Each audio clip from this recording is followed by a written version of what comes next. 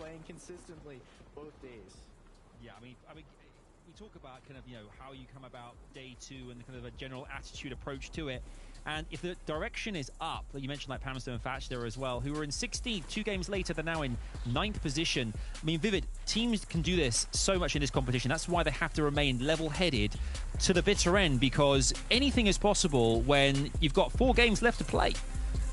Yeah, and it's awesome to see the changes, right? We haven't really seen any, like, solid high ground strategies yet. It seems like somebody's kind of just finding their way up there. You know, we haven't seen Clix and Day all too much today. We haven't seen their strategy come into play just yet, so maybe teams have to, you know, be wary of that happening. But everybody just got to keep playing solid and continue to play for that end game. Yes, Someone's got... I was going to say, sorry, SBG, we're literally, the battle bus is about to beep any second, buddy. I got to jump back into the action under the sundown, and then we're waiting for it. Game 3 is coming your way on day 2. Let's head over to the casters. Let's do this thing. Thank you so much, Adam, Vivid, and SBG. 2 games down on day number 2. We got 4 to go as we close in on that halfway point.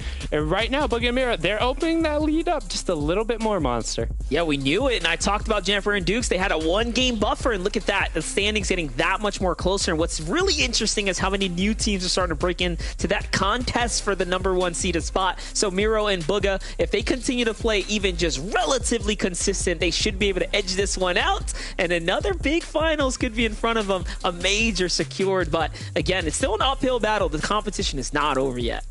Yeah, it's not over. Like we said, we got 4 games to go. This is game number 3 on the day, coming through game number 9 overall, but enough from us. Let's hop on in. There was the beep beep.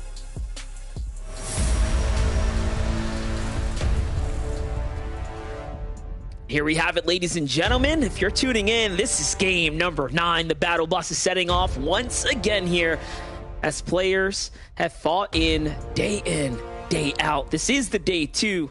So the restarts have happened. We've seen new strategies come into play. We've seen teams that were playing very well yesterday meet new struggles today, and that's what you expect here in the FNCS final stage, as professional players will always switch things up.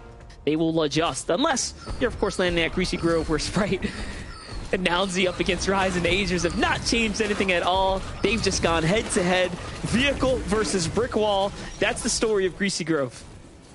Honestly, it's just like 2 billy goats or rams just continually butting heads against. Seeing how they play it, but it's a really good example of what 2v2 teamwork looks like and how you prioritize what weapons are where. See how they're able to do this. It looks like they're mainly contesting drop right off of the bat. Rise ends up with the quicker weapon there, will end up picking up the Ranger. Agers does get the uncommon pistol and is immediately going to try and cover and hit the 2 coolers. Unfortunately, only pulls chug splashes from one of them, and will try to group up with Nounsy, but not doing, or try and group up with Rise and get those down. But the pressure being applied from Sprite on the opposite side, and Agers honestly just playing the support role, saying you do the damage, I'll put down as many chug splashes as I can, able to win them one in the trade. But the auto shotgun on the other side, we've talked about just how strong it can be early, and Sprite puts it to work with not 1 but 2. What is that, 3 games in a row now? We've watched Sprite and Nownsy win the drop here consistently.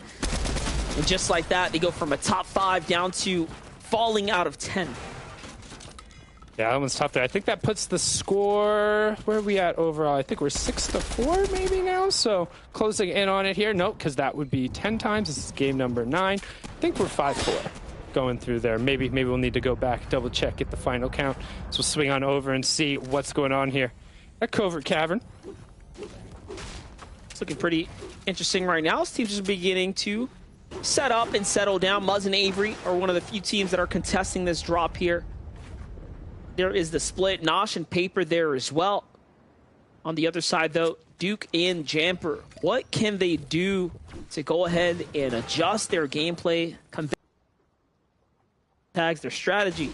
They have been spoiled, essentially, as no one's really been revealing themselves to those mountain fronts. They also love to claim nice and early there and look for the tags. Even with the adjustment last game, picking up the Ranger, bringing that to the mountain fronts wasn't enough to get them in the clear. Storm Surge has largely been the first contributing factor, and it's no surprise, particularly when you keep an eye on the top left, minus a few very consistent drop fights we've been having. There hasn't been a ton of those mid-game actions. Teams have been able to kind of just sit back and wait and see what's going on.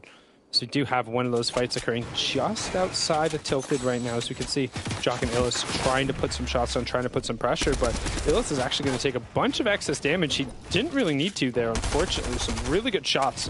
Whoever was on the opposite side to pick that one out and take advantage. And Visual's going to keep pressuring here, not giving them a moment to really put on those minis and get together. So good pressure here from Visuals and TK trying to get in there. Good angle through the window, not exposing himself, using that right-hand peek, but you can see Monster, they finally been able to get hip to hip. Yeah, I was going to say that team of the distance actually Acorn and Kanata. They have a contested Tilted Towers, but it seems like the real fight's down here. And they're just kind of idle on the other side, looting up all the big loot that is available. There are tons and plenty of chests here at Tilted Towers. One of the better overall opportunities to find yourself a launch pad because of all the floor loots. Look at this. Miro and Bugha are current game leaders here, point leaders. 256. What a day it has been for this duo right here. Now look at this strat here, trying to see if they can find any coastal rotators besides using the loot. And you notice they leave the vehicles behind and try to keep a low profile. Little do they know it's completely clear down here. Look at all the floor loot. So this could have been Shadow and OMG's general draw swap. Remember, last we saw OMG was a part of this split here, but it seems like they mixed it up. They weren't happy that Shadow got picked off last game, so might be seeing some early game adjustment. Yeah, trying to find a little bit of space, but we talked about trying to find a little bit of space, and Jamper's not going to do that. He gets taken down and just flown on instantly. Now, Duke's trying to create a little bit of distance, but unfortunately, no excess movement utility from him, so instead, just burning, and I mean burning through his hard materials, trying to find an opportunity to turn. We'll get the opportunity, a good job to get some shield tags down, but Pacifico and 20 were having none of that. Can't believe we just watched our second place team officially eliminated before they can earn any points coming into game number 9. Look at the opener. They had the builds. They were on the natural cover there, and Jamper didn't see it coming. They were focused off in the distance there. And just like that, second place is down and out. Reciprocal and 20 take down two of our biggest point contenders for number 1 spot now. So a little bit less for Bugha and Miro to worry about here. Bugha and Miro effectively have got themselves one step closer to potentially being our FNCS champions. Yeah, they get more room, but don't forget that second place spot was more or less occupied by two teams who are both sitting there at 223, so both Jamper and Dukes have been taken out. Spade and Chimp still got a little bit of room to operate, but right now we see Violet and Knifer opting to actually move into the cavern, giving a little bit of a different now, maybe overcommitting a little bit to that position, allowing the team to end up getting on their back there, but they do also have 2 additional eliminations here, Monster, so don't necessarily have to press too hard for Surge, depending on how efficiently they're able to pick up those elims. But we have another fight going on, like, just around the corner from there. You see Paper just got knocked. Yeah, there's a lot going on here. Mind you, remember, that is Muzz and Avery who were here. Redux instead, though, is the one that's in the battle right now against Nosh and Paper, and it seems like that knock is full. And yes, Savage is still up as well, so you have a 2-man battle there. On the other side of the wall, though, you see Cease not too far off, just outside the mountain. He's also hearing the fight going on here, so a lot of action, but Knifer and Byla, curious cats here. They start to sneak on in, getting a little close.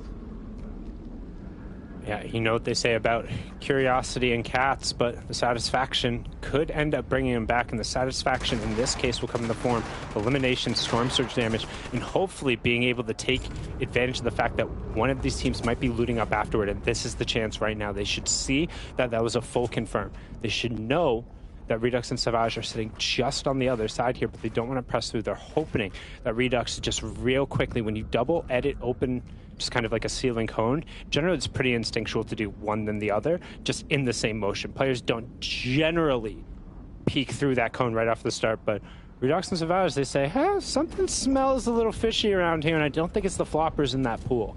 Yeah, look, Byla and Knifer continue to sneak their way on in, getting closer and closer, but danger is rising. As you're noticing, these are all enemy builds. These are probably Redux and Savages here, so have to be extremely cautious. This is a left camera peek.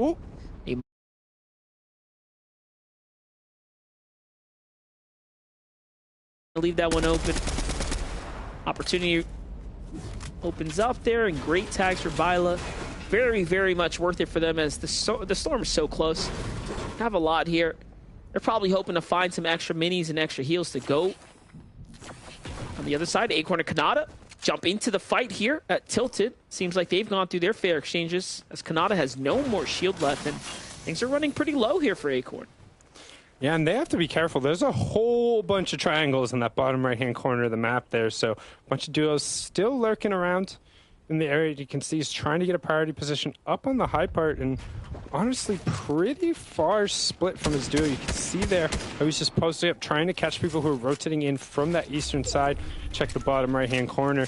We're getting a northeast zone monster. Not all the way to the northeast part, a little central there, but Bugle still in play. Plenty of sleepy sound in there, so things are going to get a little interesting. We haven't played a ton in this space here in NA East. Just wanted to say, shout out to that stat right there. Kanata is the first player to ever have FNCS for the last 4 years.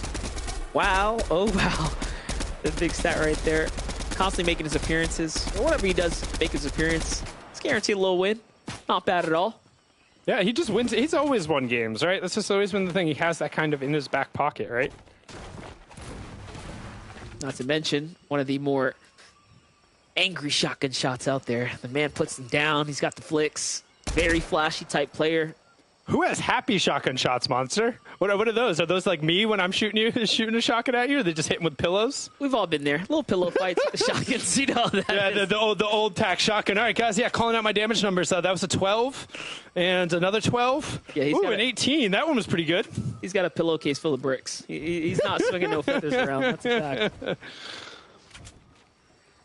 Chip and Spade, though, looking nice. Second place, high ground hold here outside the Bugle.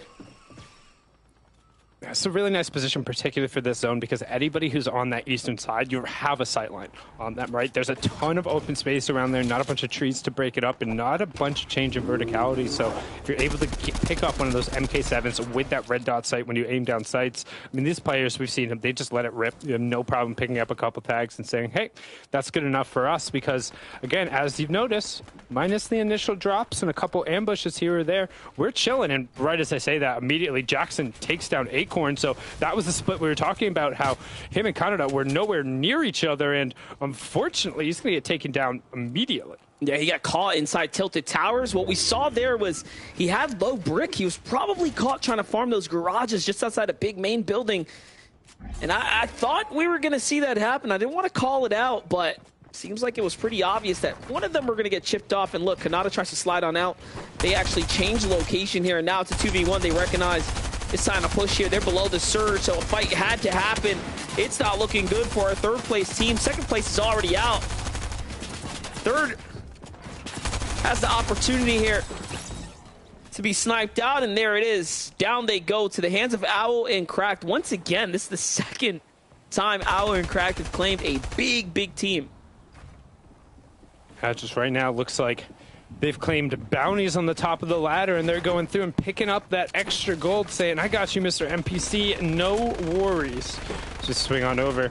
Creo and Vert looking for a little space. Currently 105 above, largely thanks to the Elim that Vert was able to pick up. Pretty decent loadout, too. Rockin' the rare MK7 as well as the rare Stinger SMG. Looks like they might try and sneak up right next to this base, and instead, no, just going to box up with some brick next to it. Say, howdy, neighbors. You got a nice sightline. Mind if we share it? Share indeed. They're just going to have to right now, as Surge is definitely active. Players are looking and active everywhere. OMG, Me Too, and Shadow under focus right now. Under big fire here from all angles. Out comes the big plays here. The armored walls come down. Lucky for them, it's going to buy them a little bit of time, but their team's still looking in. You have to switch it up right now. It's Joji and Rokane, Illest on the other side of the wall as well, shooting inwards. And look at that, all heavy material now depleted from the inventories here. Up they finally go to do the layer change. More metal being invested here by Shadow. Seems like a desperate play right now, though, as the other teams are picking up on it. Finally, the counterfire comes in, but OMG Me Too picked up there. It's going to get taken down. Unfortunately, that's Chubbs picking up, and that's what happens when you're the last one of the party. You knock on the door, and they say, everyone left hours ago. What are you doing? And they just kick you on out. Fortunately, Shadow for him was able to sneak right on in. The back door was still unlocked, and he's trying to see if maybe a couple of points there might be left on the table, but looks like he's not going to be able to find any of them. Really good layer change down to the absolute low, but with only One build left. You can think he's not long here, and that's Rokane finding him before he's able to get that swing off. So good job from Rokane. Make sure to resolve that quickly. Cold taking down Fatchy Fishy as well. In the feed there, you can see Kraken Jack also able to pick up an Elim. Playify continuing to just rain shots from the side. We still see players dropping. This is all on that Storm Surge, and Playify and Oliver OG 32 below Monster.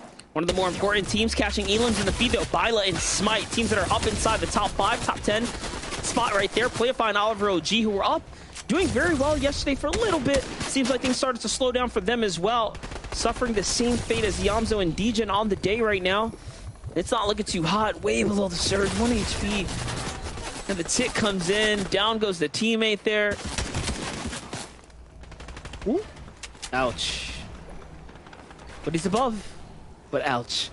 Yeah, ouch, that will hurt, but it just shows that Ranger, if you're able to hit those headshots, I mean, the 45 headshots before the damage drop-off ends up coming through, those add up very quickly, and we saw Fatch end up going down, but now Pamstow is going to be the solo who gets it flipped over to him. He does have that Legendary Ranger, also has the supply drop, so he's going to be able to get some form of excess shields to get him up for a little bit, and players end up going down, so Pamstow will get a chance to try and make an individual effort, so we get replays of all the action that went down while Storm Surge was popping off. Yeah, big fights right here. See, threats catch one right there. Avery on the other side below the surge too. He gets taken out. Lightning bolts coming up from the top there. Can't avoid them. Can't dodge them. If you get hit by them, you're taking out immediately from the game if you are eliminated. That's an elimination blow. For Bugha and Miro, it seems like they were A-okay from the surge here.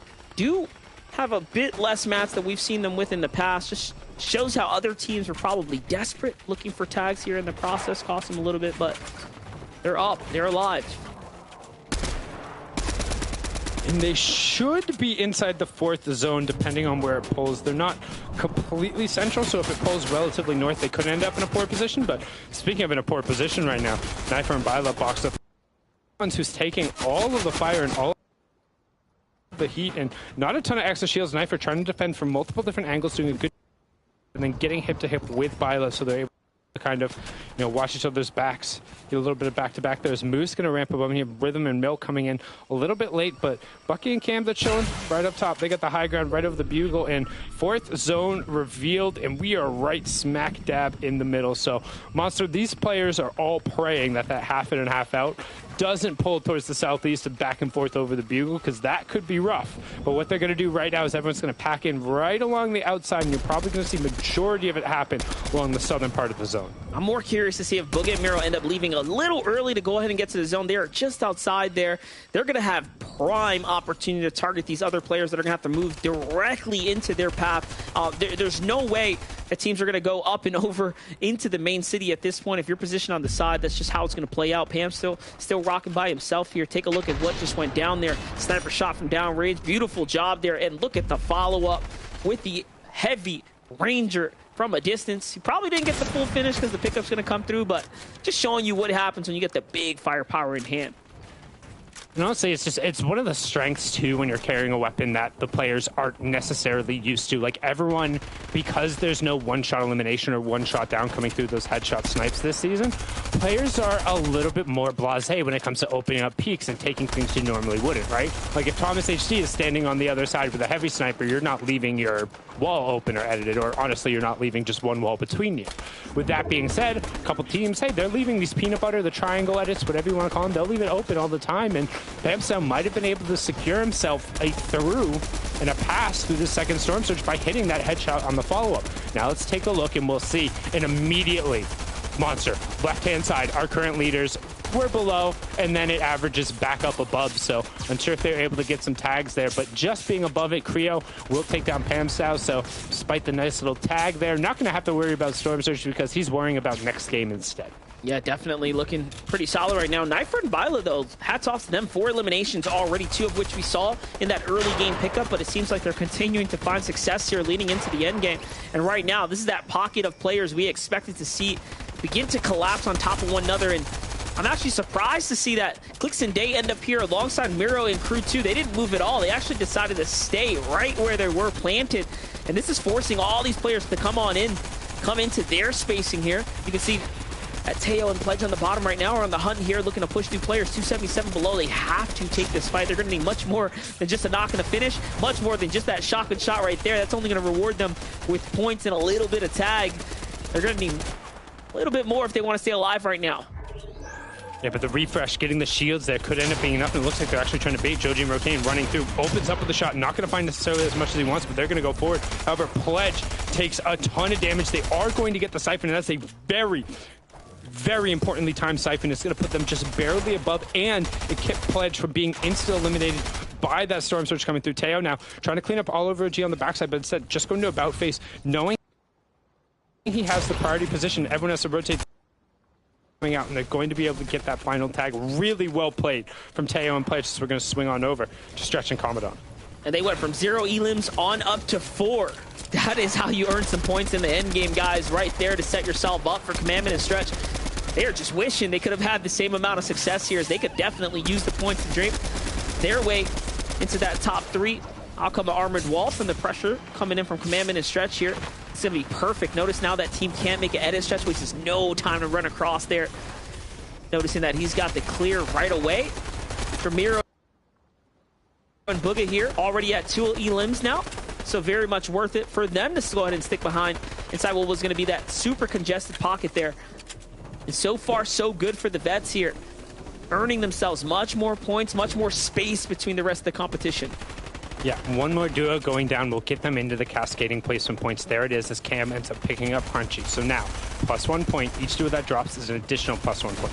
The big deal here is, if Booga and Miro are able to get into a top 5, for the next 3 games, they don't care about pushing the face. All they care about is just staying up in the end game and eking out placement points. They could effectively win the FNCS right here with a solid performance, because it puts them just that much farther ahead. Yes, it's not statistically out of the question, but with how well they've been playing, they might have been able to do enough, because they're still getting elims, they're still getting placement points. Nobody is having the consistency as them so far, but right now the team who has the ability to challenge, Chimp and Spade, trying to get going, trying to get something moving, trying to find elims, trying to find fights here on the mid-ground monster. They know placement points aren't enough. Yeah, definitely. They want that #1 spot. They're willing to fight for it. You're watching it come into play right now. They know this team edited their way on down.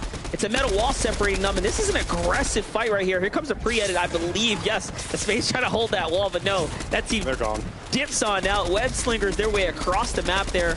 And now, Chip is looking for another one. Next target, next victim in play. No code comes through. There's a pre-edited floor there too, so just trapped and dropped. These pre-edits coming out in the end game are just devastating to opponents that don't see it coming. Chimp all of a sudden now is up and comfortable here with the refresher they were looking for the maps. Finds the launch pad as well. So good for them right now. Stretching Commandment though, fighting for high ground. They're just building their way on up. Granted it for free. And now fully connected to one another here. He's missing no opportunity to go all the way up. Keeping an eye on the left side of the screen, we see D-Gen getting knocked on the backside of the zone. That's where most of the action is right now. This yellow God Rays from the top indicate Boogie and Miro. They're still operating the mid-tarp. We actually see them get a knock in the feed. Commodon, some great shots on the backside of the zone. He's going to pick up their first elim, and that was important because they were below Surge. Every bit of damage adds up, and that's going to get them just barely above as we peek in. Spade and Chimp, no problem on them being above. They're 506 above as they find a nice little refresh, and their second elimination for another round of points going to drop down. That was polarized. Oh my gosh, Chimp. The winner right there. And Chimp just blows up somebody. I didn't even see who that was real quick. They just disappeared. And Miro goes down. Peterbot picks up Miro, so keeping an eye, looking for that yellow ray. The yellow ray is Booga. If he's able to go out and still get the solo points, as we've seen, that's what makes this duo just so scary, Monster, is yes, you might get one of them down, but then you're dealing with still one of the, if not the 2 best individual solo players on the region, arguably in the world. Booga, the last one to take home an international competition like that, and he's going to just ride it out and get as many points as he can. Yeah, this is where he's so comfortable, and you can see right there he finds Nick, not afraid to go for those risky plays, to look for the eliminations. Those are points that are going to go a long way, especially in the end game. With every elimination, it's worth 4. Not only for the points, but the placement that he gets in the process. Here comes some shots coming up from up above, and Booga still in it right now, in it to win it here. Holding on. Reciprocal and 20, though, trying to fight their way back into the competition. They already took out some big teams this game. Now trying to play for their victory royale right now on the low ground, though. Chimp and Spade still fighting their way, too. but 30 points separates them from #1 spot because Bugha is still alive. You can see Bugha just still earning points, still taking over. However, only one build. He needs to find an elimination, though.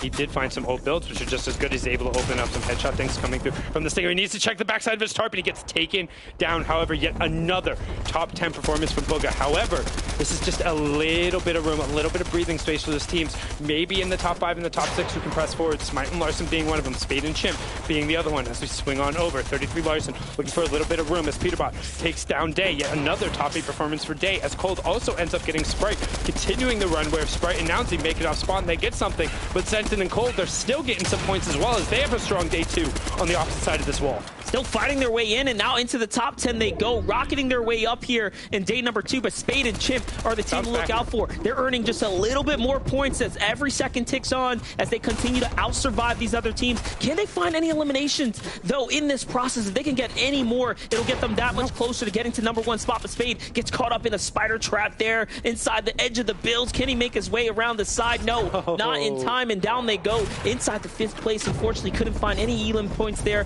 This is Larson's opportunity now to go ahead and catch out. That's one onto Scented. Nice finish there. Here comes the full elimination. Beautifully done. Into the 4 elimination threshold now. They find just a little bit more. Cold on the outskirts. Should be falling anytime soon unless he has a couple more heals left. Seems like the Spider-Man web slinger is going to keep him alive in the game. Holding on to dear hope, and Peterbot into another trap too. Peterbot trying to find a little bit of room. Does have some extra shields. Also has the med miss if he wants to drop in the zone, but not given the time. Vert says, knock, knock. Who's there? He's going to take it out, and he's the solo who's currently operating. We have Smite and Larson on the low ground, up on the high ground. We have Reciprocal just trying to spray down shots. We talked about him in 20 being able to get a little bit going, starting to look a little bit better today. And right now, Vert back in the zone, looking for an opportunity as Reciprocal running low on builds. Only has 10, 2 builds on 20. Does have some of those iron traps to be able to put down. Here comes the chop. Here comes the break. Reciprocal sent down, and he gets picked up. But here comes Vert. Vert hops skipping to the back of the zone, but he gets picked up, and Larson says, I'm going to be the one who comes out with the VR. That was an utter scrum at the end, Monster. If Vert would have just gotten a siphon instead of a knock, it was the difference in choosing the one of the 3 solos that were left there. It could have been a different story, but the clutch from Larson and Smite on the low ground. This team continues to impress us. This FNCS Finals has really been their breakout performance. They have claimed so many big duos and big fights, honestly, clutching up left and right. Take a look at Larson's accuracy, pinpoint precision there. He just manages to pull it all together at the end.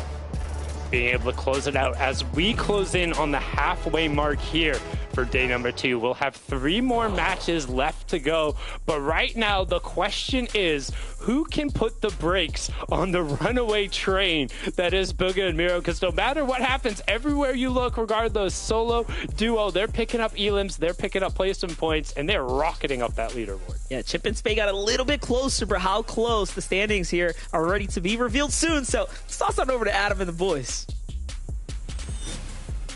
Yeah, that was an incredible end game there. I mean, Smite and Larson are one of the only teams to pick up eliminations in every single one of the 9 games thus far.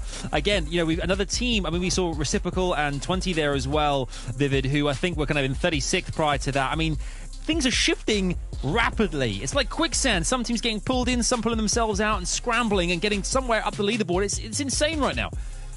Yeah, a lot of teams finding some life here in day number 2. Larson and Smite there. A huge team. We actually kind of saw them first when they were shutting down Scented and Cold right outside of Sleepy Sounds in the semi-finals, and now they're here in the finals, outplacing Scented and Cold, getting this victory royale. This is a huge swing for them. Yeah, big match, and you see them shooting right up the leaderboard. They were in 8th place, now moving up to top 3 after that game. We're seeing Jamper and Dukes fall a couple of times, but there is this monster in every lobby, and that is Bugha and Miro, who just continue to do what they do best. You know, it's incredible as well, the synergy between the two of them, because it feels that every single time one of them goes down early on, the other one just manages to keep going till, you know, I think it was 10th position there that Bugha managed to get to. I mean, picking up eliminations along the way as well. Obviously didn't kind of protect himself from behind. There you go. He's taken out in 10th. But I tell you what, the exciting thing about some of these teams like Bugha and Miro is is the consistency element. I know we keep talking about how important this is, but for new players who are coming into the game, like to be this consistent at this level as well, Vivid. I mean, you've been there up top, at the very, very top there. It is not easy to be that good all the time. No, it's really not. You know, they've just finding their groove here throughout this whole FNCS, you know, and they're hot. It's not even like this is like something new, right? They won the previous FNCS. They won the Grand Royale as well. So they have 2 back-to-back FNCS wins right now coming into this one. And if they continue on this tear, this will be their 3rd one in a row. So the consistency is not only in this tournament alone, but in tournaments in general. Yeah, it's something unheard of, but ultimately they might be doing that, and let's see where they stand, Adam. Let's do exactly that, SBG. I love your style there. Let's head over to the standings right now and see where they lie. Is it top still? Yes, it is. A 29-point lead right now. What with Jamper and Dukes falling down to 4th position, having got out very early on in Game 9, we can see that Mira and Bugha have made quite a play now. Although we saw as well, Spade and Chimp doing a fantastic job there as well, Vivid, of managing to, even from the back of zone, still managing to frag and get a ton of eliminations to add to their score. Yeah, we're talking about consistency when it comes to Bugha and Mira, but Chimp and Spade are consistent in the amount of eliminations they get. They actually have the highest average eliminations because they do have 42 eliminations, the first team to break 40 eliminations. Yeah, they are 29 points possible. We haven't seen Bugha and Mira slip up yet, but if they do, Chimp and Spade are right behind them. Yeah, playing their own great tournament here. 260 points. There is another massive gap between them and the rest of the field. So right now we got a 2-horse race going at it for this first place. But as we've seen, anyone could fall early and really make a way up there. We did see Scented and Cold on the first page for the first time in this tournament. Now another team, Peterbot and Quanti, rising up on this second day. We also see D-Roller and Trashy playing so consistent. And after that first match of the day, Threats and Users right there in 13. Yeah, you know, I mean, obviously 11th through 20th as well, because of course every single position here in FNCS finals counts for some kind of element of the prize pool, and as you make your way further up, of course that increases. So the fact that it's changing constantly as well is big for the players, because who knows where they're going to land. They need to make sure now, with 3 games left in this competition here at NAE, that they have to deliver the goods here. Vivid, SBG, I think we're all looking at Mira and Bugha here as well. Just to give you guys some context at home, these guys have, I think, on the last of the 9 games, I think at least 5 of them, they finished inside the top 4, which just goes to show that kind of eliminations plus placement points that we keep talking about as well, how important that is and integral to getting yourself up to the very top there, because to do that time and time again, that is why they're sitting pretty in first position right now. But it is time for the next game, game 10 of 12 here on NAE on finals day 2. With Sundown and MDF. I know we're waiting eagerly here because it's all to play for, with just a few games left. Over to you, fellas. Thank you so much, Adam, Vivid, and SBG. We're into the back half of the games on the day. Monster 3 more. The AXA champions will go out. The top prize will be given. And then we got NA West after this, and the FNCS will be all wrapped up. But do you think anybody can catch Bugha and Mira? It's going to be tough. It's going to be tough if they don't fall early, which is very unlikely. They've managed to really find themselves a great route. They get the tax that they're looking for by other teams kind of landing in their general area and poising up next to them. Their Chonkers vehicles allow them to rotate in the mid and early game. So honestly, they just have such a great strategy that the zones, it doesn't matter where it goes, they've managed to play very well. But leaning into this next game now, we get to see how it unfolds. So let's get on this battle bus.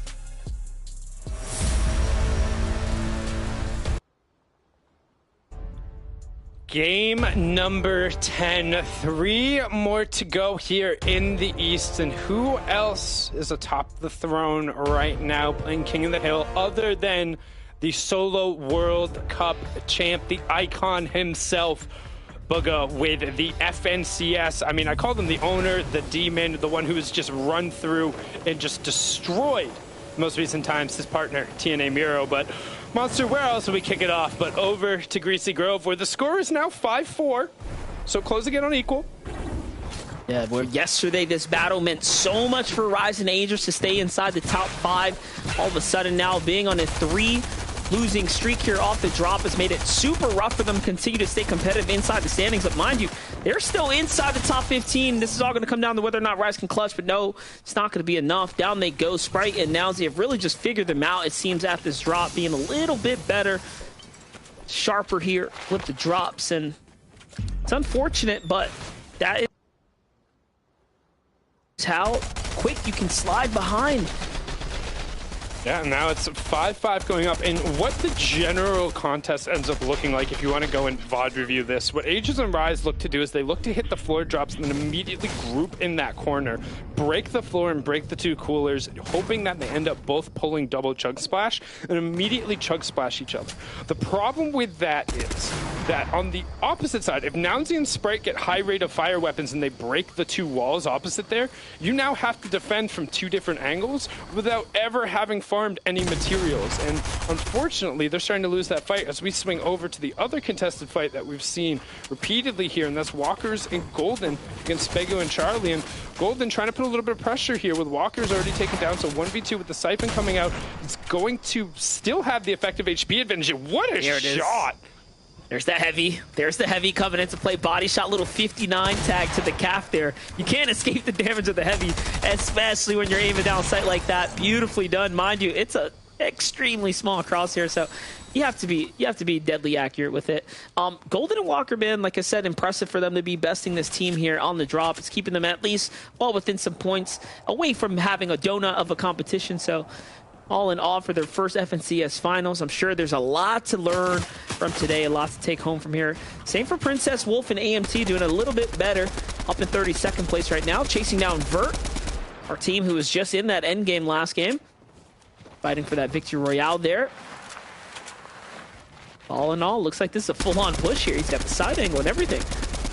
Sliding down the hill, trying to get the best angle, just ripping shots over, but the timber comes straight down and nobody gave them a heads up. That was Redux from the side, and that's some valuable Storm Surge damage a la the tree. And don't forget, that will end up going down. It will break builds, but somebody whose engines have looked like they've stalled a little bit here on day 2, trying to get going, trying to make something happen. Me2 and Shadow getting hip to hip. It looks like Me2 will actually get a much needed siphon there onto Fabled Taco, so that's going to end up coming out. Shadow needs to be careful here with only 2 HP, but Jackson trying to put the pressure down. I'm not even sure how that happened for a second there. The knock and finish came out of nowhere. Must have been to fall damage or something like that, because for a brief moment there, Fabled Taco was right next to Jackson and then just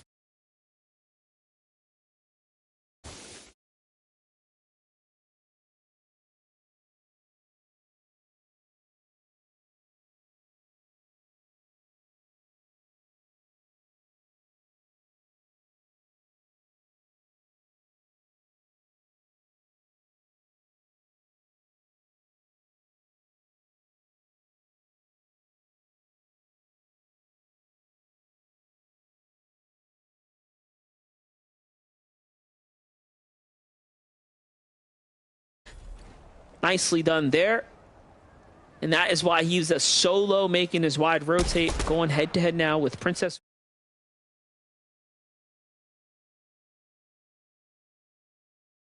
Covert by that llama split, so fortunately for them, still trying to get something going here on day number 2 after that amazing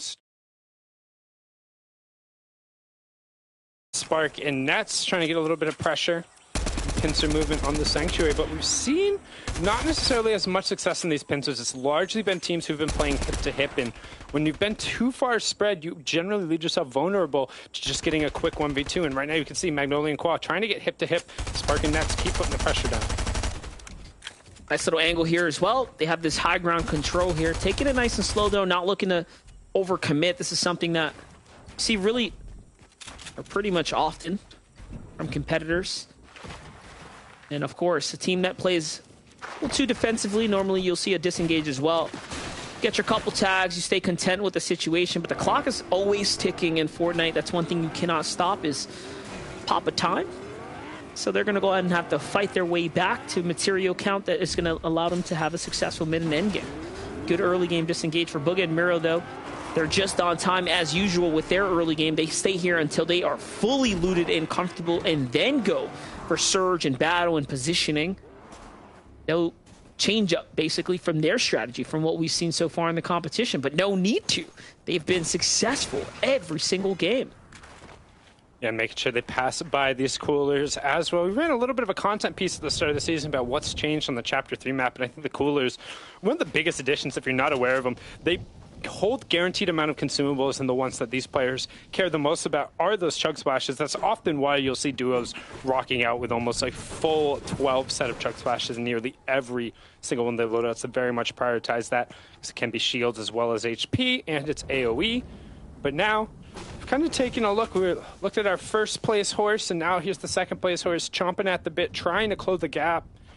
It's Chimp and Spade, and they've got a ton of space, and Zone dropped right on top of their head monster. This is a little bit different than yesterday, where we had mostly south-central zones. This is the second time in a row now we've pulled up towards that northeast corner. I would say that generally works against them as well, as less teams are going to be rotating, less likely to come on up to their general positions where they set up for surge, so it's going to force them into more of an aggressive play. And like you said, it's the second game in a row now. So last game, it seems like they managed to, make it work and figure things out. They're going to have to re-employ the strategy they don't use very often, which can always leave room for error. So I am curious to see if they can continue to remain consistent this game, as Bugha and Miro, this Storm is what they expect all the time. They just move out of the drop spot. They haven't really had it land on top of them too often in the tournament so far. Now a little bit of a late rotate here. OMG, Me Too, and Shadow. We've talked about it. Some decent individual efforts from them so far today. Wow. Kind of struggling to get it go together, but Me Too says, Owl, what you doing? Poking your head up, and Owl responds in kind. He says, hey, you got a pretty nice assault rifle. I got one too. Here's some shots for you, as he gets his entire shields ripped away, and Shadow opens right back up. And honestly, this is a positive for both of these teams right now. I don't see too much white HP, minus that med miss, so hopefully that should be enough to keep OMG, Me Too, and Shadow up, but otherwise they should be relatively content to trade Surge and have their full duo up. Not to mention, they still have metal capped out as well. So, you can find brick, you can find wood coming into mid and early game, late game. But the one thing you're not going to find, or very unlikely to find, is metal. In the distance, though, you hear the reboot van going off. Jackson trying to play the Fable Taco, so they're going to be looking to get their second and third eliminations redone onto Fable Taco. That could be an extra 6 points if the pickup comes through. If they're smart, they allow it to happen. So we'll see. But Commandment and Stretch right now, their name of the game right now is find some tags, as will be Clicks and Day right there. And that's the mark coming out. So, we might see Commandment find a little bit of an ambush there for the tags onto Clicks and Day. That could be a swing factor, right, for the duo fight that might break out down there. Yeah, and a very traditional split right now coming out from Stretch and Commandment, where they're going to keep it far enough, but Clicks and Day just went immediately. They just went for it, as now we on in here. He was Knifer getting picked up. That was Nosh and Paper, able to find him there as he tried to cut his jet set out, but unfortunately he will get picked up. And I mean, as soon as you're in that sight line, that's when we talk about like line of sights being so important, and like how you have to be thinking about your rotations way ahead of time. As soon as he committed to rounding that corner, like, it's 2 level changes, right? And then he's taken out. Now we'll swing on board. It feels like we haven't had a chance to talk about him that much today, Monster. Minus game number 1, Jumper and Dukes have had a little bit of a stall going on compared to yesterday. And we knew it was possible. We knew it can happen. And it just looks like they haven't quite turned those gears just yet this tournament here. But this is the back half now. There's still a couple more opportunities. I'm sure they're taking note round after round. And the biggest problem is Storm Surge Zone 1. That is the one that's chomping away at their heels and all the other HP stuff that they're holding on to. But Donnie gets punished big time here. It hasn't looked very good for Macwood or Donnie today and yesterday. And right now, the big fight coming in from Illis and company here. One of the few teams that are actually taking a battle this early, long before the Surge even starts to warn players. This is a team that's looking to get way ahead here. And Tilt the Towers, man, you're here. I mean, this is a no man's land. You can't just stand around here. Teams are going to fight. There's a reason players rotate in here. It just has that reputation for battle. Yeah, and I mean, rotating from covert over to here, just putting yourself in one not necessarily great position to another. I feel like NA East has been a very weird situation, as Donnie finds a nice little tag there. Double at it, trying to then replace the wall, finds even better tags onto TK, and this is a very winnable 1v2. If Donnie's going to be able to push forward, has an HP advantage. Here's the Chug Splash go out. Needs to be careful, though, giving them enough time to be able to take this, because the advantage he had is being offset by their use of utility, and it's going to be backed up, so just trying to make sure he's up on Surge. But I feel like NA East, with so many teams going Cavern, it kind of just negated the strength of that POI overall, as we see Miro pick up yet another stray Elam in the feed. And Smite did as well. Mind you, Smite is, of course, fighting their way on up. Smite and Larson staying consistent this game. That is a team that could be a sleeper, top 2, top 3, maybe even victors of today, depending on how Miro and Bugha play out. Of course, though, we want to continue to see those highlights as they unfold. Bugha and Miro now have 2 eliminations, so let's watch how this went down. Miro swings around here. Max material. This fight went quick and easy, it seems like, as they just found the advantageous angle here. They wasted no time to finish it off. Fantastic piece control right there from the TNA player. I mean, Miro just being able to own all of those grid spaces, slamming down the cones, putting down the walls, and then dropping right on top of his partner. And I mean, that's an additional nice little +6 points for them, and they don't have to worry about Surge. Frankly, with being 700 plus damage up, or 650 something damage up, they might not have to worry about second Surge either. And with their game plan, it's been, hey, just stay up till late game and things will come. And so far, again, I talked about it, hey, maybe they could do it last game. It's starting to look near impossible with just how good they're playing, Monster. I don't know if anybody can catch them. Yeah, it's going to be tougher and tougher as the games go on, as they continue to find not only elimination, it's the placement points that are really scary because they're making multiple end games. It could be, once again, like we said, that runaway train type situation where if another game or two goes their way, I mean, that is surely going to be it. They might make it mathematically impossible or insanely ridiculous. That's when the duo starts looking at it. It's like, all right, guys, we can catch them if we get a 39 elimination victory royale. It's okay. We got this. We got this. You know, as soon as you start putting in numbers in the teens and the 20s plus the VR, you know, you're kind of grasping at straws like we can see Crack trying to do on the right-hand side. Him and Owl just trying to get in the box, and looks like he's able to pick up a couple of straws, but then drops them right back down. It was a hot potato, actually, and unfortunately looks like it's going to end up mashed as the Storm Surge pressure just a little bit too much as PlayFi and Oliver OG trying to find some shots from above. The same situation for them, though. They found themselves underneath the Storm Surge once again here. It was the same story last game, and again, although they've managed to find a good amount of points, it just hasn't been enough. Great little tags right there, though, from PlayFi as he finds a great angle from above, but still 90 damage below. All of that wasn't enough. And mind you, they have a fresh duo pack right next to them. I mean, both sides are listening to the shots go down. It's only a matter of time before it's all over. Makes you wonder, was it better for them to just take the early box fight immediately, and instead now they waited out? Surge will do the rest here shortly, although the edits come in. He takes a little damage with him on the road there, set back from Magnolia, but still, points is what matters here. Stretch and Commandment on the other side, a top 5 team, one that's much more relevant to the general stake here coming into top game 10. Right now we got some space, got some time, some players returning shots, but with third zone being revealed, everyone wants to get just a little bit of central, hoping that fourth drops on top of their head. And we'll get a check in with, I mean, you can just start listing accolades, and I think by the time we rotate off the POV, we wouldn't be done. These guys have won so many tournaments, and they're looking to add another notch onto that belt here today. As they're sitting center zone, we know they're sitting pretty on Storm Surge. First round of placement points ends up coming through, so it's +7 for them on the day. And again, Monster, they're in tournament management mode at this point, and you're going to start hearing me talk about that a lot, because they don't have to be going and chasing elims. They don't have to be gaining points. They aren't the ones talking about, like, oh, we need to do X, Y, Z to win. All they have to do to win is hold on. The longer they're up in the lobby, every single one of those placement points that they get, that Spade and Chimp also gets, is a point taken away from them. The pressure is on the duo we are watching right now to chase the game. Chimp and Spade have to get a lot of eliminations if they want to catch up. They're about, what's that, 10 or so off right now. Yep. You can see how many they've already picked up. They've been extremely active, as they're currently our elimination leaders, you know, as a whole, you know, as a duo. But, you know, if they want to catch up to Bugha and Miro, they're still 10 off the mark at least to closing the gap. Because one thing they cannot make up are the difference in placement points already made. That's the harder one to go ahead and outperform so far, as we've seen Bugha and Miro just stay super consistent. You can see that Chimp has 28 eliminations by himself, which is more than all but 5 teams combined. So really, that's where they're trying to end up making up the difference there.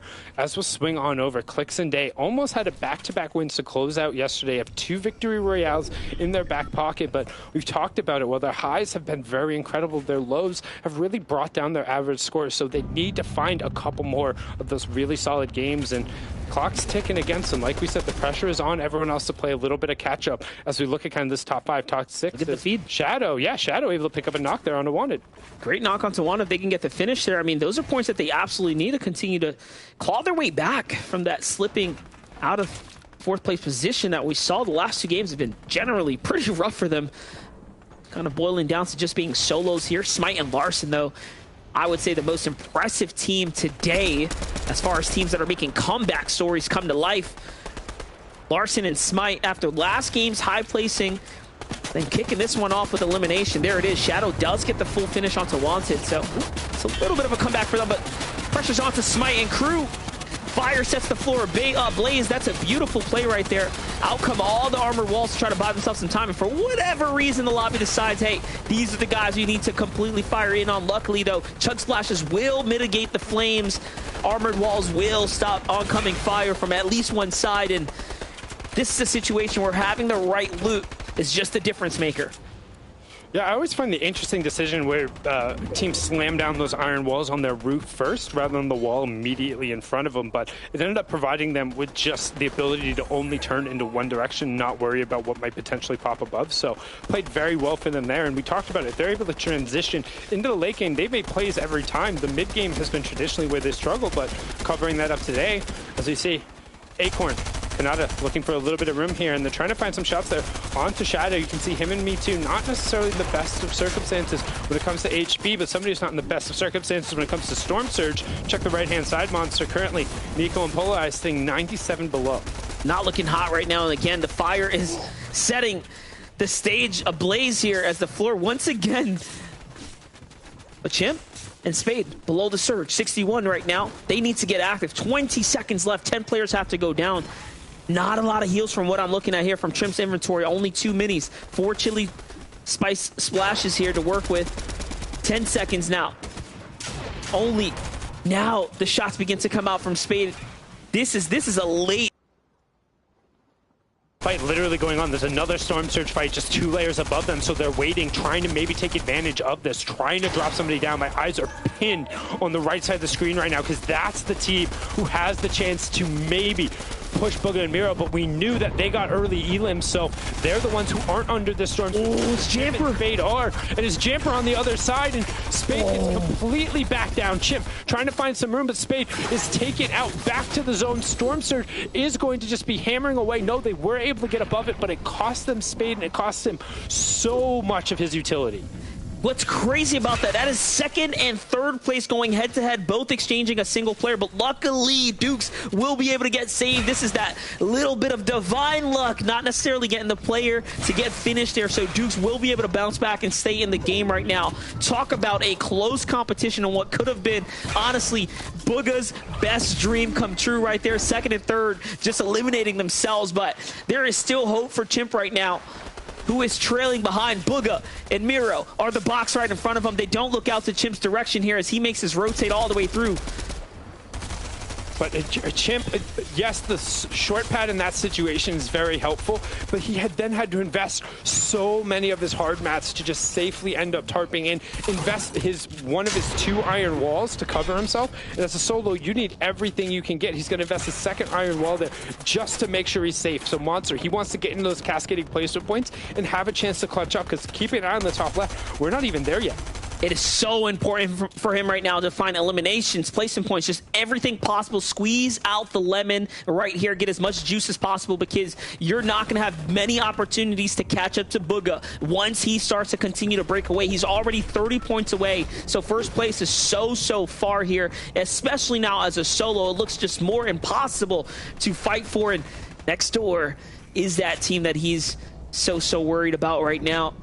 Across from him is the other team he should be worried about, who's on his heels, is Dukes and Jamper. He is just in a pinch, a cross pinch of the teams that matter the most right now. Neither of them have to move.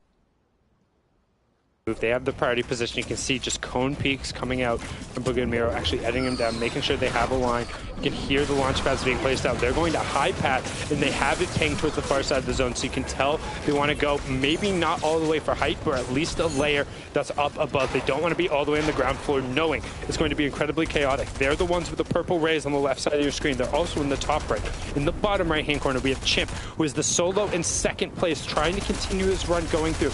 After that, the next two teams who we're looking at are Smite and Larson, and Jamper and Dukes, who are both still up on their feet. You can see Smite and Larson just below the high ground on the left-hand side of your screen. Still plenty of swinging coming out as those Mythic Web Slingers end up connecting. You can hear the sound all the way, and Chimp looking for some shots. He hears the player on the backside of the wall. This could potentially be play. Opens up the edit, doesn't find anyone, and just going to have a nice little calm rotate. My eyes are on the bottom right-hand corner now as he's changing levels. If he goes down, this means there's so much room for Booga and Miro.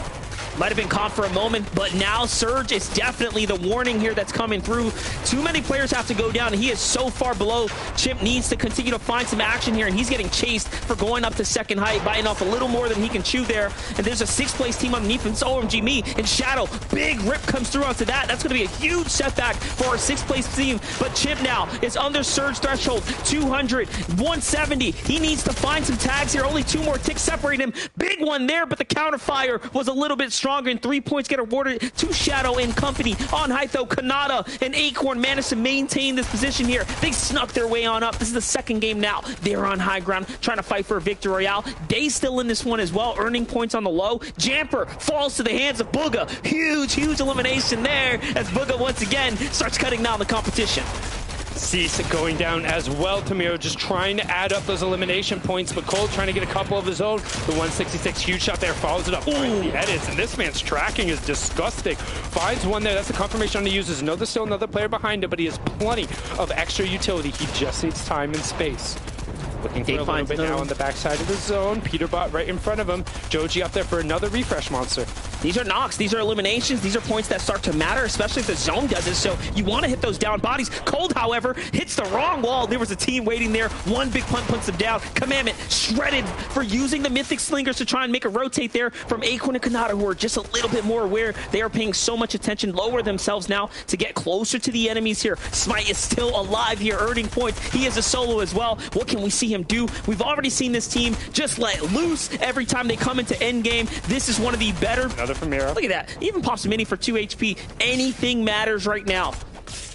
Yeah, Miro picking up yet another elim, and I mean, at this point in Booga and Miro, I mean, we might be looking at the W here if they're able to rack off another win and more points. And they're one of the few duos who's still up on their feet. They're on the low ground. They have 6 eliminations, 328 monster. I don't think anybody's even close to 300 at this point, and they're really opening up the gap, trying to put a firm stamp on it. They say trios, solos, duos, it doesn't matter. If we're Booga and Miro, we're winning it all about face. They find yet another elim. Trashy gets cut down, and Booga dips back into the zone. A nice little bounce back will provide him with a little bit of respite here as Bucky and Cam still up on their feet as well. Kanada and Acorn trying to range shots in the mound, trying to get a connection. They have plenty of mats, but no ammo. What?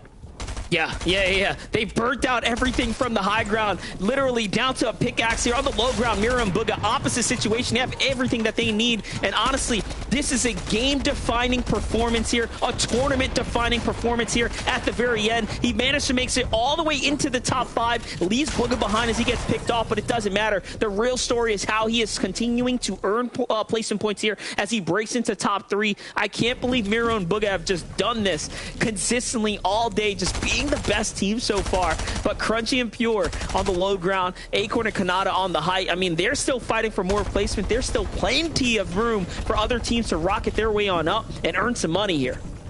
Miro looking for a nice little layer of change there, but invests about half of his mats to not quite get it, trying to find the cone jump to get up, but instead has to cover himself with a Florida cone.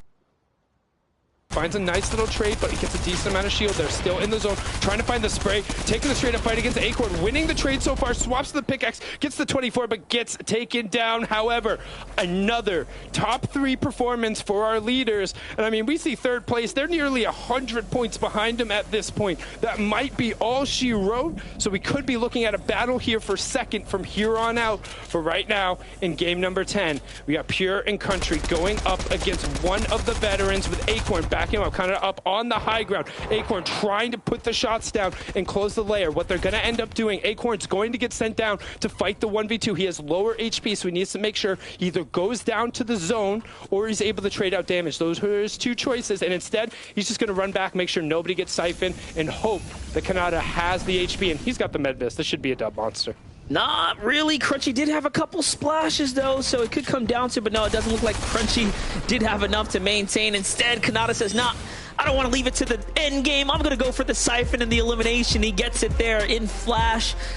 Third place now. He jumps up to third place. Not bad for a team that was outside of the top 10 coming into today.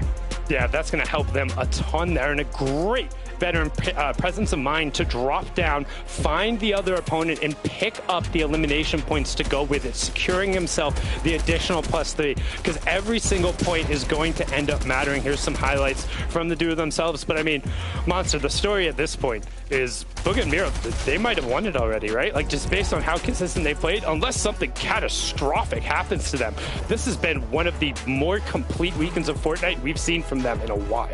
At this point, if anyone wants the #1 spot, they have to land on Miro and Booga and take them out the gate here. They cannot afford to allow this team to earn any more points. They are currently 70 points ahead of third place. If the numbers there were accurate, which they pretty much have been throughout the day, so they have a nice lead there, Sundown. Yeah, and we're going to check out how nice that lead is with 2 matches left to go. We'll kick it back on over the desk. Adam, Vivid, SBG, what you got? Thank you, fellas. That could be the one, guys. That could be the game changer for the entirety of FNCS finals right there. We saw there that, despite Kanata valiantly, again, we saw the stat earlier on. Every single FNCS, Kanata manages to get a victory royale in some capacity. The guy's unstoppable. But we saw with Booga and Miro there that when Chimp loses Spade early on, in third position going into this. I mean, this could be the game 10 for these guys, Vivid. That could be the one that changes everything. Yeah, best case scenario this game for Booga and Miro. We saw Chimp and Spade versus Dukes and Jamper actually on the north side of that 4th zone as the half and half came in, and it ended up putting both of them in kind of a shambles position. And Booga and Miro, they're not even worried about what's happening on with the rest of the competition. They just ran ahead with this game as a duo for most of it, and then Miro in the end there clutching up. They always clutch up as a solo, a couple more placement points, and just like every other game, does it here as well as he goes for that elimination on Acorn, who lived with must have been like 1 health. So that was very, very close, but still picked up plenty of points to increase that lead. Yeah, that was so close. Miro almost did just that little much more. But you're right, Vivid. It is like every single game, it's just like an extra 3, 5, 10 placements by one of them. And it's literally every game they're playing so well as a duo and they're perfectly playing the end game. And then just like, what's another third place? It's no big deal. Whatever. Yeah, it's just third schmurd. But do you know what? It's you're right. The consistency again is just unreal. But we must talk about Kanata and Acorn for a second here, because I want to put the spotlight back on these guys. See too much from them both. Today we've seen, I think, 3 times now pushing for height, taking it, claiming it. A victory royale. I mean, these guys are. I mean, I guess that in hindsight they wish they could go back to yesterday and think, why don't we just do height from the get-go? What were we thinking, guys? Yeah, I think they figured it out. We've seen them alive now 3 times in the end game. Unfortunately, last game, the previous one, the one we just watched, they went down early. They were separated a little bit. But every other game that they've made it to the end game, they have been on the high ground. I think they have figured out the formula. They've kind of figured out the way that these lobbies are figuring out. But right there, though, we did see a little bit of a slip up as they had like no ammo on the high ground. He was running around with a pickaxe looking for anything. So a little bit better at managing, and they can definitely run away with this. Yeah, no doubt. And that's what I thought going into this. Acorn, Kanata typically understand those different high ground plays. Now it's finally coming out. Might be too late, though. Yeah, well, let's have a look at the leaderboards anyway and see exactly how the points have changed after the last game. And then we can see, wow, Mira and Bugha go into 336 points. You know, they're looking at around almost a 60-point lead there on Spade and Chimp there. Yeah, but similar eliminations, but play some points with it. I mean, 201 to 140, huge difference. Yeah, just increasing that gap ever so slightly every single game. Acorn and Kanata with that right there. That victory royale puts them at 2. They're going to be finding themselves in top 3 SPG. Yeah, and it just looks like everything else besides the top 2 on the leaderboards is up for grabs. That's been moving around a bunch over the past few games, but Miro, Bugha, Spade, Chimp, they've been locking it down for those top 2 spots. Indeed, yeah. Unless something catastrophic happens with Mira and Bugha in this next game, which is totally possible, and Chimp and Spade come through, or team in 3rd place as well, I think it looks like we're looking at who's going to come 2nd or 3rd. That's the big one right now. But let's head over to Sundown MDF. We've got another big game coming your way, and this is game 11 now of our 12, which is mighty exciting. Over to you, fellas. Thank you so much, gentlemen. 2 more matches left to go before the Axe of Champions are given out, and right now it looks like it's going right back on over to Bugha and Miro Monster. Yeah, definitely. I mean, what we're seeing is a team that's hard to compete with here, a team that has a full draw spot to themselves in a well-planned-out route, and it's just all coming together game after game. So unless a team, honestly, goes head-to-head against them, which is going to be tough to do when they're that situated, I mean, this tournament's over for everyone else. Yeah, and while there is still plenty to play for in terms of different prize money coming out for the placements and everything, but first potentially being on the table, there is still a chance. It's not completely out of the question. We have seen a couple of little early hiccups with Bugha potentially getting picked off on some of those longer bus passes. But as the saying goes, so you're saying there's a chance? Yeah, it's a really, really small one right now. It's a slim chance. We called it grasping at straws earlier, but hold up. Sounds like the battle bus is ready. Let's hop on into game number 11.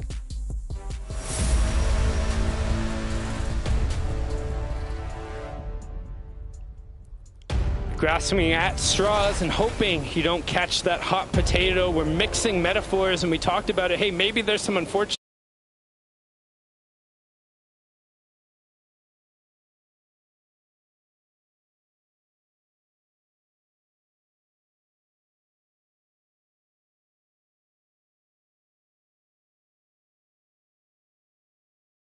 and to just run away, create a little bit of space, hits the bushes, but that's not going to be enough.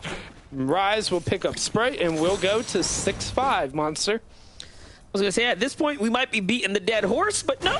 Finally, Aegis and Rise managed to at least come out on top. So a little different story potentially to unfold here. Now, my real question is you know, how fired up are Rise and Aegis, right? You know, you sit out a couple games, very long games, several hours, in fact, and then you have to jump back in and make do with the situation.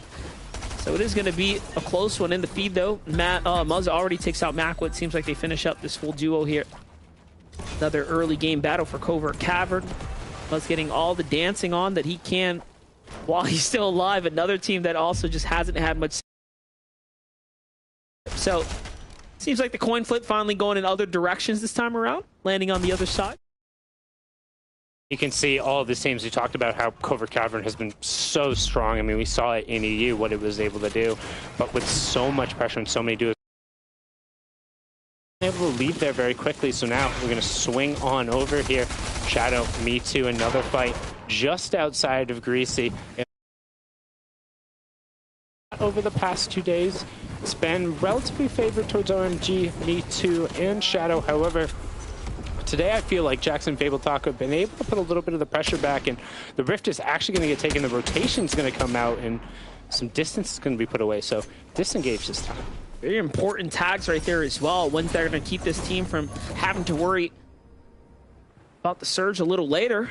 But they've slipped down from 4th on the day down to 9th place. That's off the back of those 2 times they were eliminated a little early. Here's the Yamza and DJ, one of our few teams that hold a prestigious victory royale already. Looks like they caught a couple eliminations. The real question is, was that onto Knifer and Baila for the Llama split drop? Because it seems like they're going back to old Trusty here. Yes, it was, and they were taken out, so they'll have one more game to try and put their stamp on it, but Zone drops right on top, well, not right on top of, but fairly on top of Booga and Miro. They're going to start their min-maxing out, make sure they get up as much of the metal as possible, hit all of these chests, get all the weaponry, and I mean, it just shows how strong Chonkers is. I think you touched on it early in the game.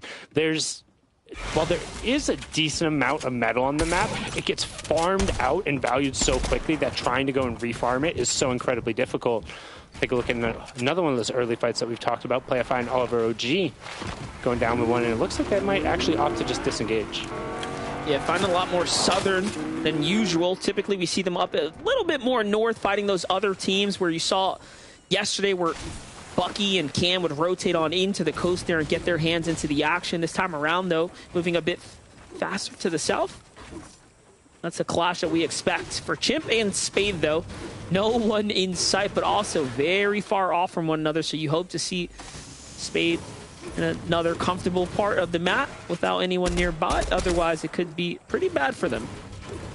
Yeah, I was just about to say, I don't think that's his teammate who's out in front of him, getting a couple tags there, but his teammate isn't even remotely on the screen. Like, we don't even see a little dot for him there, so got to keep an eye on it. As we'll check in with some of our other teams currently top of the screen, we have Chimp and Spade, who are in second, bottom left-hand corner of the screen. Acorn and Kanata, who are in third, and on the right-hand side of the screen, Dukes and Jamper, who are in fourth, and even then, Monster, there's a pretty significant gap between each one of these teams. Like, it's a drop in about 16 points, then a drop in another 10 points. So you can see just the separation that's been caused up at the top. Yeah, the gap is really starting to open up. My gosh, you're looking at Tilted Towers. Looks like the original, what we used to call the playground days. Drop all the loot, spread it out there, get ready to take your ones in the middle of Tilted Tower. Tons of extras sitting around, and they don't even look to pile up the big pots or bring them with them. They just leave them there. Like, that's all. Hide them. What are you doing? That frustrates me a ton, because there's one thing that Fortnite players as a whole and Battle Royale in general, right, is resource denial. And there's some teams like, hey, if you don't have the space to carry an extra chug splash, just go throw it at a tree, throw it at a wall or whatever, so one of these teammates doesn't end up having it. Now, if you're baiting somebody to run towards one of those big pots, which we've seen before, that's totally fine, but just leaving them out there is just offering somebody else to come by and pick up a full 3 stack of shield pots. And while it might not be the most slot efficient thing to be carrying, it's not bad. No, not bad at all by any means for teams that are especially desperate for your slots. So look at this. Clicks and Day. Move on over to the coast here. Double AR opener. Switch over to the next target, and that's a beautifully timed tag right there. Another one as well. That's a shield crack onto Serbski. Now comes the full push here. It's not looking good for Flood and Serb right now, who have to fight up against a confident Day who knows they've already taken shields, but they can hear the keg is down. Shield cake down, also iron wall slam, but they put it again, one up on the ceiling, one up on the side, so that means you should be fighting from one angle, but Serbski backing up out of that box is going to give Day a really good angle to actually range shot into him, so leaving the protection of those iron walls, not necessarily getting the best advantage, but Clicks takes a couple of shots while he's caught with his builds out, so no return. However, Day just going to work. He's going to be able to pick up Flood there, isolate him out, get the damage over the top, get the siphon as well, and then he should be looking to group right up with Clicks so they can take this 1v2 confidently onto Serbski, and didn't even need it. Click says, I'll handle my ones, you get yours. That was such a Clicks thing to do as well, be in such a dangerous position, but you know what? He edits 4 walls before you can even blink and realize what happened, and he just slips his way all the way through to low ground. There's a couple players that can edit fast enough to take fall damage. I believe Clicks is probably one of them. I mean, we saw it a little bit going back to that All-Star Invitational. I believe that was the Blueprint battles going through, or the high tier, depending on which one that was there. You did have the opportunity to do a little bit of both there, but the edits coming out aren't going to save Nani as Bucky pushes right down through there. You can see Nico and Polarize also getting Elin themselves. Nick goes down in the feed.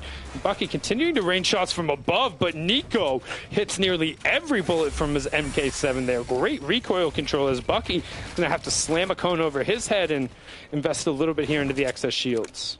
I like this. Bucky and Cam need a lot of points here, right? They were inside the top 20. They had an issue with Surge leading in later in the last game. So this time around, they're saying, hey, you know what? You're in our drop. We're going to fight you for it. They're going to defend it instead of being a bit more passive and backing out. Here's a look at Polarized and Ego and how that all went down. Big shots being exchanged there. You can see how they end up finding their pickup. But these battles are going to matter. Look at this. We're watching a different rotate that we haven't seen just yet from Bugha and Miro here. Instead, this time around, they go to the Condo Canyon. We talked about how when the zone lands on top of you, your strategy will change. This is one of those changes in strategy where they start to mix things up. They end up finding the tag there. It's very important that they do because they are not contested. They don't have many other opportunities to get surge tags. Yeah, as long as they're able to get surge tags and that kind of go through their game plan checklist, they should be fine. If they're not under threat from Storm Surge, they're both good enough players to be able to rotate, find the space. They don't mistime their rotations. And it's part of the reason why not only are they on top in terms of eliminations, but they are blowing out the rest of the competition when it comes to placement points. It's because they're making every single one of these mid games right now. So we get a little look at the map here. The zone number 3 will be revealed, and we're going pretty much right in the middle of the map here, Monster. Yeah, going right back north where we started. And one more thing to touch on Bugha and Miro's strategy. They're one of the only teams we're watching save their vehicle for the late and mid-game rotates. They're taking that Chonkers, buffed car as far as possible into those games. And that's another reason why they're able to gun their way to those big positions.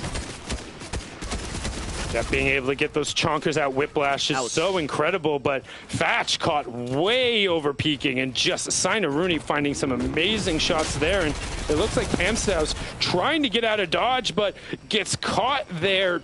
Just Sina Rooney and Arnstar.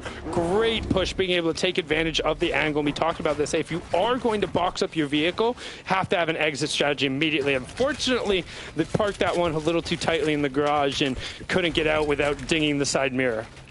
That's one of those things right there where looking back at it, they're thinking we should have turned the vehicle, should have aimed it at an exit wall. Instead, it was at a near indestructible, obstacle in front of them. And that is what happens when you're not completely prepared for every type of situation. Right there, you saw the Beef falls on over to Jamper and Dukes right now, who have managed to make their way into Coney Crossroad, looking outwards to try to catch any stragglers that they can. Mind you, this is the team that has been struggling with Storm Surge for the last couple of games here today.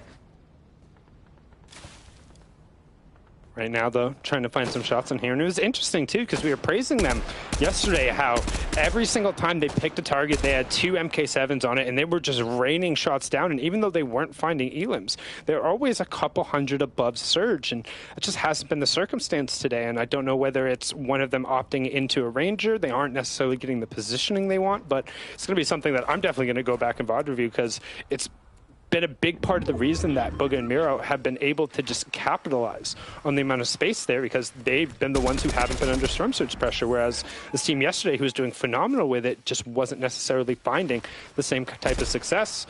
And right now we see right-hand side 258 below. That's the original line for the teams who are all the way underneath. It updates, and Spade and Chimp, they're doing fine as they hang out in the long grass and look for a little bit of an ambush themselves. Now looking at Kanata and Acorn, Kanata steps up and gets hit several times, and instead of changing position, he peeks the same exact corner right there. You see what happens when you make that re-peek from the same angle. A little too comfortable with the fact that they have tons of heals inside the box. So now it looks like they went back to go ahead and pick up all that loot. Maybe they heard you talking at the back of their minds, thinking, yeah, maybe we should go pick up this loot, bring it with us. And they do just that. They bring it on up to the base, into the box. On over to D-Roll and Trashy, who are 177 damage below. Very pivotal moment right now that they find these tags, and they did not. So decision. Do you push? I mean, you kind of have to. They do have a vehicle. Yeah, trying to find a little bit of space here, and with 166 below, 50 seconds on the clock, you can go with rifle tags. The problem is, if you look in the bottom right-hand corner of the map, nobody is close to them. So if you don't get those rifle tags, you're just kind of stranded, right? You don't really get a lot of other options, and then you're forced to really start kind of digging into utility, and here it goes. And this is what we talk about, man, just like park your car going straight out there. They will be able to get around the side. Couple seconds delay towards the side, and now here they go, heading straight towards it. Generally, you don't want to head straight towards the fight, but nobody was looking at them, so wasn't able to get the line. D-Roller going to go up, take the high ground, trying to isolate somebody out, but not finding targets in that time. Keeps ticking, and instead finds two players in a bush. A couple of huge tags, but not sure if he'd be able to get